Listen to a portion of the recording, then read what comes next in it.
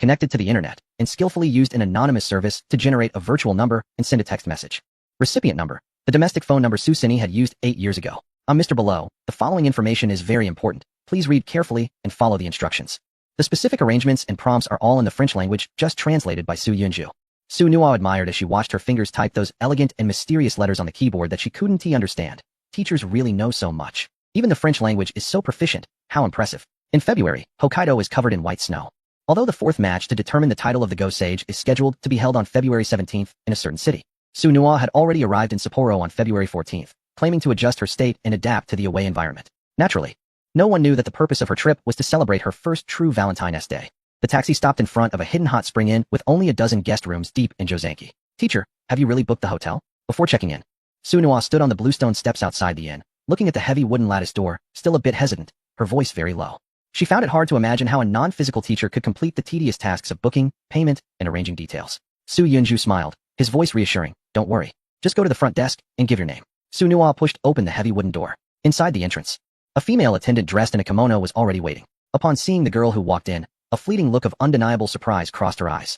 This face had frequently appeared on the front pages of major newspapers and television news recently. The genius girl, Tongu Nuo, who swept through the Go world with astonishing achievements, was just one step away from the title of Go Sage. When she received the overseas reservation that was demanding and exceptionally generous, seeing the name Tongu Nuo, she thought it was a joke or a coincidence from some admirer. She never expected it to be the real person. The surprise lasted only a brief moment, quickly transformed into the professionalism cultivated through long training, turning into the right amount of respect, humility, and honor. She deeply bowed and spoke softly. Welcome to our inn, Go Sage Tongu. Strictly speaking, she still needed one last victory to be officially crowned, but in the hearts of countless Neon citizens, she was already the youngest Go Sage destined to rewrite history. Your reserved room, Suki Mizu no Ri, is ready for you. Please follow me. Suki Mizu no Ri, a moon viewing villa, is usually the most prestigious and beautifully scenic standalone villa in such top hot spring inns, available only to esteemed guests or special reservations. The female attendant led the way along a gravel path covered with thin snow, through a tranquil dry landscape garden, finally stopping in front of a wooden house surrounded by bamboo fences and cedar trees. The wooden door was gently pushed open, and after crossing a short porch, they entered the main hall. Su Nuo's footsteps suddenly stopped, her pupils slightly dilated in the warm candlelight. Dozens of handmade glass candle holders quietly stood along the edges of the room, window sills, and even the low beams, with candle flames gently flickering even in the daytime. In the center of the living room, deep red rose petals formed a gigantic heart shape. At the center of the heart lay a delicate two-tiered cake, with pure white cream adorned with bright red strawberries and golden sugar strands, topped with a small candle shaped like the number 18. What took her breath away the most was the plain-colored screen facing the entrance. On the screen, in bold, vibrant calligraphy, were 2 lines of Chinese characters. Happy 18th birthday to the best Arno, from XYZ. Similar to N, XYZ was also a commonly used algebraic symbol in mathematics, representing the unknown and infinite possibilities. Of course, it also stood for the initials of Su Yunju's name. Beside the writing, there was a clumsy yet cute doodle of a smiley face, exuding a touch of childlike sincerity. Below the screen, several neatly arranged gift boxes tied with ribbons were placed. The waitress standing nearby watched as the young girl before her momentarily stiffened, her expression seemingly frozen, and felt a rush of emotions. Although the room's decoration was arranged by them, all the items were strictly prepared according to an extremely detailed planning proposal sent from overseas, with many key items even directly express delivered from a distant country to Hokkaido. She couldn't help but wonder, who was this thoughtful admirer? Though not present in person, they had transformed their feelings into this room, filled with light and fragrance. Such meticulousness and romance were truly rare to see in this day and age. She suppressed her admiration and quietly retreated to the doorway, bowing deeply once more to the silhouette of Su Yunju, softly saying, Master Tongu, happy Valentine's Day. I hope you enjoy your rest before the competition. If you need anything else, please feel free to ring the bell. The door gently closed. Su Yunju stood alone amidst the candlelight and the fragrance of plum blossoms, frozen in place. Her throat felt as if it were blocked by something warm and soft, rendering her voiceless. Her eyes quickly blurred with tears. Even Su Yunju felt her heart soften, an inexplicable sourness rising in her nose. Su Cini truly had an exceptional talent for planning events like this. It was indeed best left to girls to arrange, with every detail perfectly executed and the atmosphere elevated to its peak. After a long while, so long that it seemed time itself had frozen in the candlelight, Su Yunju slowly moved her feet and approached the screen. She reached out, her fingertips gently brushing over the ink marks. Teacher, she began, her voice hoarse and trembling with restraint. Did you prepare all of this? Su Yunju's voice came, calm yet warm. Do you like it? Happy 18th birthday, Xiao Nua. Su Nu nodded vigorously, but tears finally overflowed, silently rolling down her cheeks. From being lost in a foreign land, bullied, to wielding a gun and taking lives. Rolling in darkness, waking up in blood, and now living under a false name, treading carefully between the hollow fame of the chessboard and the shadows of the organization. She thought she had long shed weakness and grown accustomed to solitude. Yet, it turned out that in some corner of her heart, there still curled up an ordinary girl yearning for blessings and gentle treatment. The teacher surprisingly used a magical method to quietly weave such a grand adult ceremony for her. Su Nuon knelt on the tatami, sitting at the edge of the rose-shaped design. She lifted her head, tears still streaming down her face, but the corners of her mouth curved upwards. I really like it. Thank you so much, she choked out, repeating, thank you. Teacher, really thank you. Chapter 136. My father is Su Kuin. Su Yunzhou looked at the girl on the screen, tear-streaked yet smiling softly, and felt a warm ache in his heart. Silly girl. This is just the beginning. He clicked the reward button. A warm glow, like an invisible palm, gently caressed the top of her head and wiped away her tears. Don't cry anymore. His voice was gentle. Go see the gifts. They are all for you. Hope you like them. Su Nuon rubbed her eyes vigorously with the back of her hand, took a deep breath, and crawled to the exquisite gift boxes. She first opened the longest, flat box. Inside was a gray-black cashmere scarf. The texture was delicate, warm to the touch, and unbelievably soft. Attached was a plain card that read, May you be warm in winter. May spring not be cold. The second was a flat, dark wooden box. She unfastened the clasp and revealed the velvet lining. Inside lay a peace charm carved from fine sandalwood. Its design was extremely simple and rustic, with the words peace deeply engraved on the front.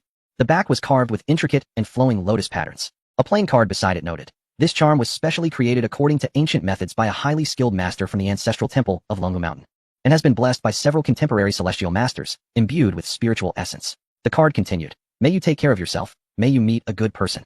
The third was the smallest, a deep blue velvet square box. Lifting the lid revealed a string of dark brown, sandalwood prayer beads. An attached card indicated, this prayer bead comes from the ancient Bema temple in Zhongdu, and has been personally blessed by the esteemed abbot of the temple, who listens to the sound of Dharma day and night, imbued with peaceful power. The card continued, may warm colors accompany your life, with good people by your side. Su Yunzhou looked at these gifts and their messages, feeling a bit sentimental. The folk song that would later become popular had not yet been released. Otherwise, Su Nuon would immediately recall the unwritten lines. The young man heads north, the young woman looks south, and this life they part ways. Fortunately, what he gave was warmth, peace, and companionship. Su Nuon tightly held the peace charm and prayer beads in her palm. She had no idea where the teacher had acquired these items. Nor could she imagine how he had crossed the boundary between reality and illusion to deliver them so tangibly to her. But she believed that this peace charm, carrying the celestial master's prayers, and this string of prayer beads, soaked in the temple's incense, could truly protect her through the years, just as the messages suggested. She carefully wrapped the silk cord of the peace charm around her neck, ensuring the wooden charm was close to her heart, feeling its slight weight settle there. Then, she meticulously slipped the prayer beads onto her slender wrist. Finally, she lifted her head once more, gazing into the void. Tears still lingered on her face. Her eyes and nose were still red, yet she smiled with her brows and eyes arched like a clear sky after snow. Su Yunzhou also smiled gently and said, it's time to cut the cake, birthday star. Make a wish. Su Nuon looked at the beautiful cake, tears almost welling up again. She quickly shook her head and said with a heavy nasal tone, teacher, I want to take a shower first, and change into a clean outfit. Yes. After a long journey, coming from bloodshed and calculations, she wanted to greet this moment that truly belonged to her, her 18th birthday, in the purest and most solemn manner. Su Yunzhou nodded in understanding. All right, go ahead. I'll step aside for a moment. However, Su Nuon paused. She raised her eyes, her gaze clear and determined. Looking into the void, her voice was soft but carried a sense of resoluteness, as if she was making a decisive declaration. Teacher, I turned 18 today. She paused, her tone slightly trembling with a hint of courage. You don't have to feel guilty anymore. She bit her lip, still asking the question that had weighed on her heart. Or do you actually not find me appealing? Think I'm too young? Or do you prefer someone more mature like Songjiro? Or someone with a better figure like Yueshiji? Su Yunzhou, outside the screen, almost choked on the sudden breath he took, instinctively touching his nose. Is this finally leading to an adult-themed scene? But Su Nuon didn't wait for his reply and continued, her voice lighter yet more resolute, as if she was delivering something crucial. Teacher, there's something I've always been afraid to tell you. She raised her hand and gently pressed it against her heart, where a warm protective charm rested. About my true identity. About everything about me. She gazed into the void, her eyes as pure as the sky after snow, honest to the point of being sacrificial. Today, I turned 18. I'm an adult now. I want to show you everything without reservation. She took a deep breath, her voice filled with relief. I don't want to deceive you anymore. I don't want to lie to myself any longer. Listening to her series of confessions, Su Yunzhou felt a bit perplexed. Identity. Did she have a deeper, more astonishing secret? Was it something that needed to be stated so solemnly, almost in a sacrificial manner? Though confused, he still followed her lead. All right, go ahead. I'm listening. Su Nuon, having received permission, seemed to have made her final decision. She stood up and walked toward the private hot spring pool in the suite, where natural spring water flowed in. The rising steam blurred the light and shadows. Standing at the edge of the pool, with her back to the void, she began to slowly remove all her clothes. One piece at a time. First the coat, then the sweater, followed by the fitted cotton underwear. Her movements were devoid of any allure or hesitation. Only a sense of solemnity and honesty akin to a ritual. A beautiful figure, a masterpiece belonging to an 18-year-old girl, was unveiled without concealment against the backdrop of swirling steam. The skin is fair and delicate, glistening with moisture under the light, filled with vibrant vitality and pure allure. She removes the charm and prayer beads she just put on, bows her head, and kisses them with great reverence, almost piety, before placing them with her neatly folded clothes. Then, she steps into the hot spring pool, where the water gently ripples, gradually covering her ankles, calves, knees, and thighs, finally resting at her chest. The warm spring water envelopes her, and the steam rising adds a hazy, enchanting beauty to her silhouette. She tilts her head back, closes her eyes, allowing the warm water to soak her shoulders and neck, as if drawing courage. After a long moment, she opens her eyes again, gazing into the void. Summoning the greatest courage of her life, and with a voice clear to the point of being piercing, utters the name that might change everything. Teacher, my father. She pauses for a second, which feels like a century. The name is Su Kuan, the Su in promise, and Kuan from the universe. As the words settle, the candlelight in the room flickers softly. Outside the window, snow falls silently. The 18-year-old girl tilts her face upward, waiting for a response. Or perhaps, awaiting a judgment. Chapter 137. Su Nua is completely bewildered. Su Yunju scratches his head in front of the screen, subconsciously murmuring, Su Kuan? That name sounds a bit familiar. I feel like I've heard it somewhere. Su Nua and notices a crack in the heavy atmosphere she had anticipated. Su Yunju thinks for a moment, and suddenly remembers. It was about Song Jiaru's kidnapping. That was the underground emperor who ruled Chengzhou with an iron fist. Oh, it's him. Su Yunju realizes. No wonder you ended up in the neon lights. He strokes his chin, trying to recall the information he had read. His downfall was because, I remember it was mainly due to the domestic crackdown on organized crime. But what does that have to do with Wu Ganjin? I really haven't looked into that in detail. Su Nua is stunned. The shock, questioning, disappointment, and even the possible distance she had expected do not appear. The teacher's attitude is as calm as discussing what to have for dinner. The secret she had felt was like a ticking time bomb, one that would shake the world upon revelation. Is met with such nonchalance from the teacher? A strange feeling wells up inside her. It's like pouring all her strength into a punch, only to hit a soft pile of cotton, leaving her feeling empty and somewhat inexplicably wronged. She sniffs and continues in a muffled voice. Actually, my enemy isn't Wu Ganjin at all. That was just a name I randomly threw out. Later, I was afraid you would get angry upon knowing the truth and leave, so I just went along with it, and ended up getting deeper and deeper.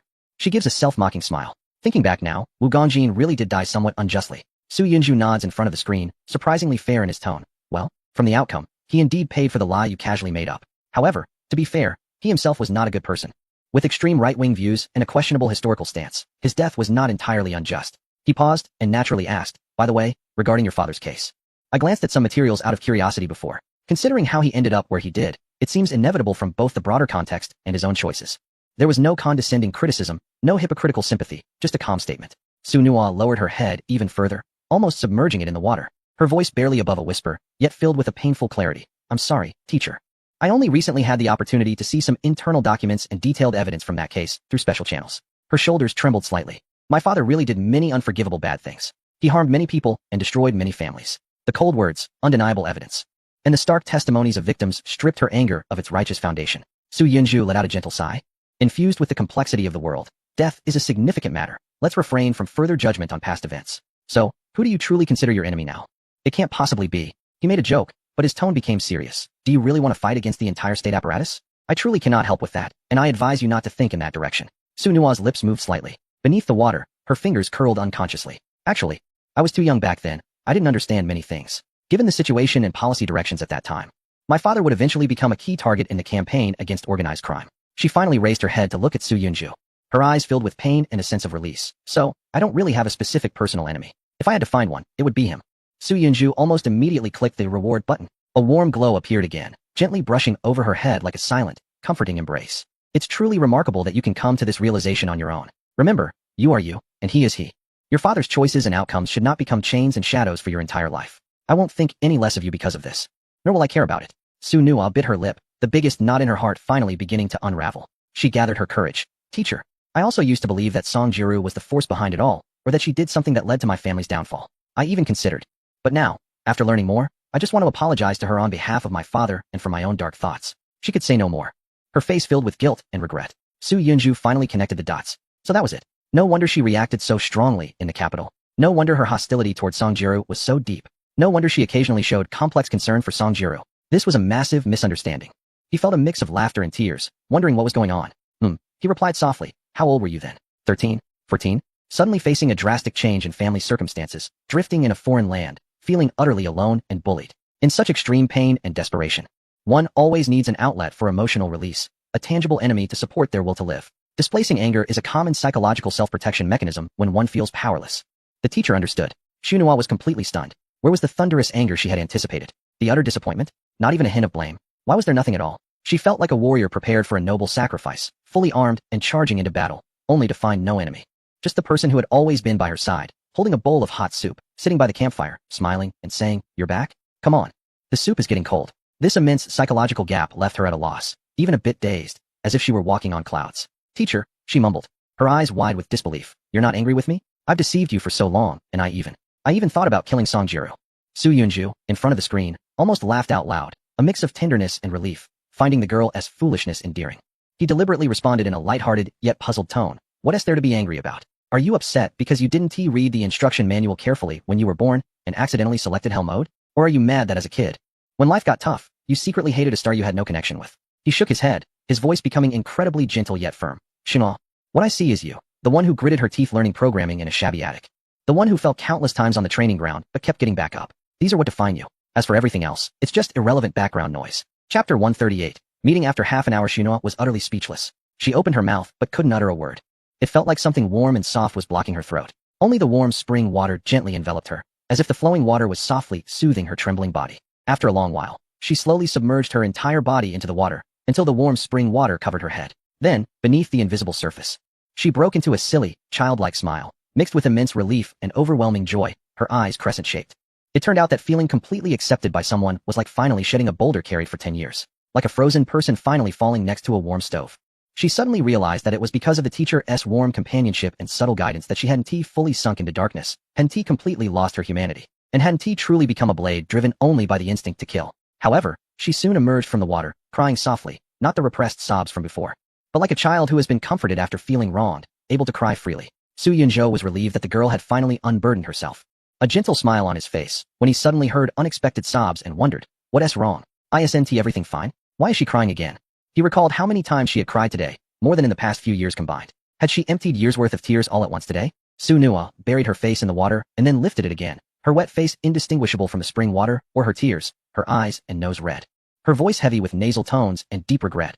"Woo, if I hadn't told that lie about my enemy being a certain person, I wouldn't have forced myself to become an assassin, wouldn't have gotten involved in so much blood that can't be washed clean, and my life wouldn't have led me down this dark, irreversible path."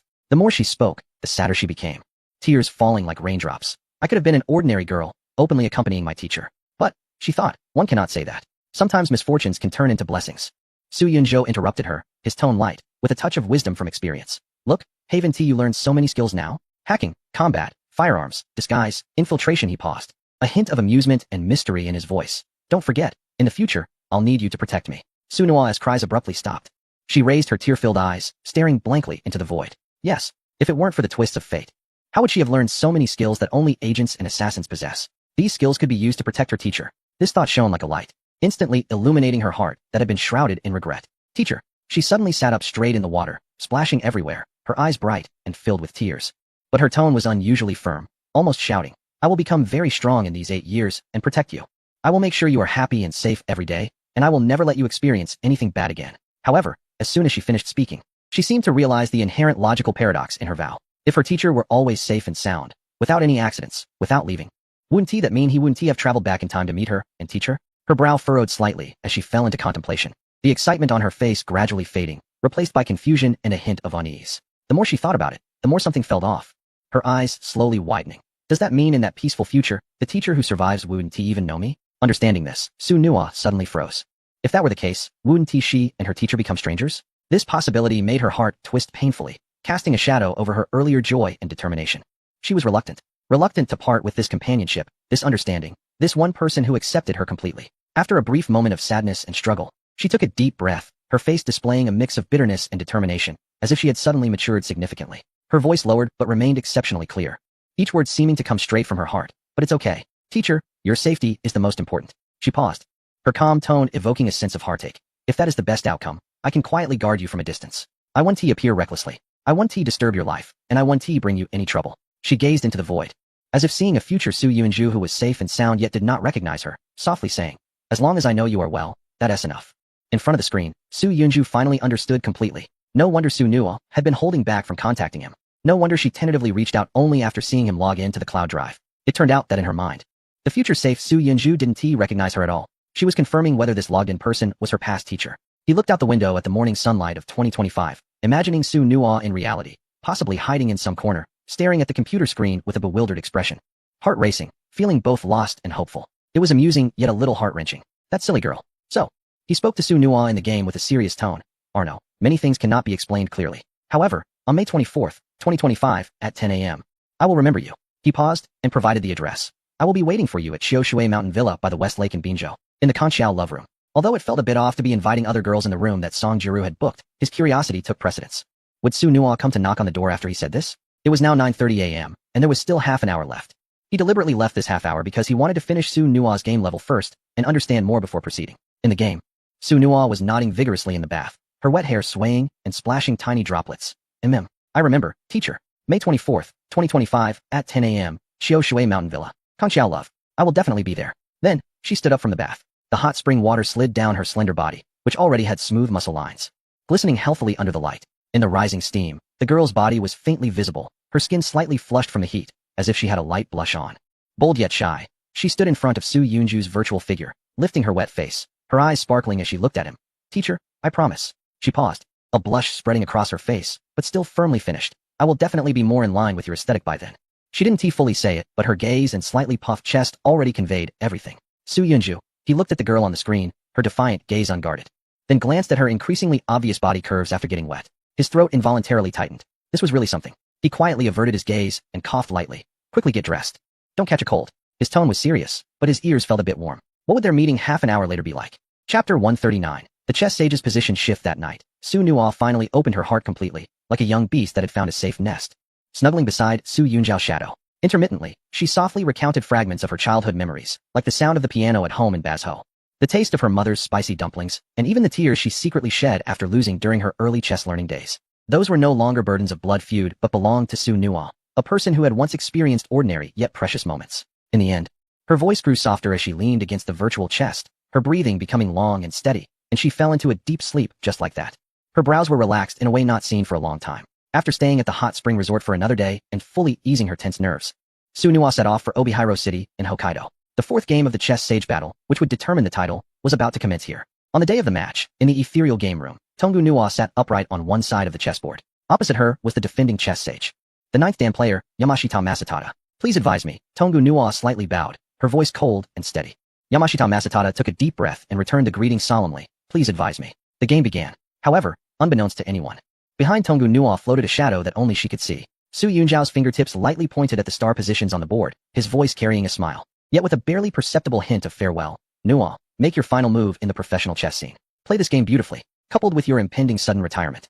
This game is destined to be regarded as a timeless masterpiece, passed down through the history of Go. Su Nua almost imperceptibly nodded. Her gaze suddenly became intensely focused, yet seemed to flicker with a complex emotion. In the past 2 days, they had not purely been resting. A plan for a clean break had quietly been formulated through the combination of Su Yunjiao's foresight and top-notch hacking skills. Through untraceable dark web channels and fabricated data streams, Su Yunjiao created a completely new identity for Su Nua, Jin Xian, a national of the new family mountain country, an heir to a deceased parent's inheritance, with a clean background and freedom of movement. At the same time, leveraging his extraordinary intelligence capabilities, he screened and contacted an internationally renowned neutral gray organization known as Shadow.